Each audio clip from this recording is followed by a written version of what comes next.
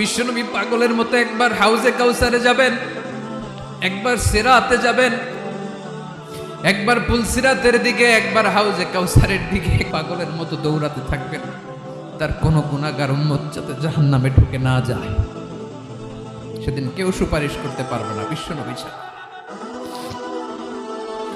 এজন্য 5 নম্বর আল্লাহ বললেন, মান যাল্লাযী ইয়াশফাউ ইনদাহু ইল্লা বিইযনিহি। কার সাহস আছে, কার এত বড় বুকের পাটা কিয়ামতের কঠিন দিন আল্লাহর সামনে দাঁড়িয়ে সুপারিশ করবে? কারো ক্ষমতা নেই, কারো ক্ষমতা নাই। বিশ্বনবী সেদিন সিজদায় পড়ে উম্মতের জন্য কাঁদবেন, সবাই কাঁদবে, নফসি নফসি, আল্লাহ আমারে বাঁচাও, আল্লাহ আমারে বাঁচাও। বিশ্বনবী বলবেন, উম্মতি উম্মতি।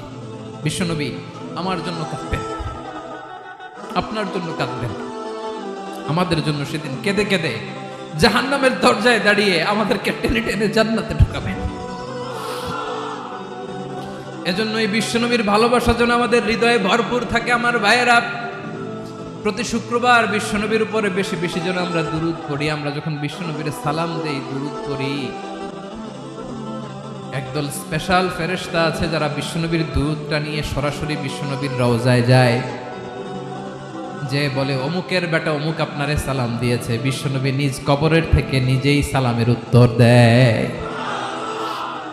বিশ্বনবীর ভালোবাসা যেন আমাদের হৃদয়ে থাকে, বিশ্বনবীর সুন্নাহ দিয়ে যেন আমাদের জীবনটাকে সাজাই। পারা যাবে ইনশাআল্লাহ। বিশ্বনবীর ভালোবাসা ছাড়া কেউ জান্নাতে ঢুকতে পারবে? বিশ্বনবীর পক্ষে আমরা বলবো, বিশ্বনবীর পক্ষে আমরা লিখবো, বিশ্বনবীর জন্য আমরা আমাদের কলিজার রক্ত বিলিয়ে দিব, ঠিক কিনা বলেন?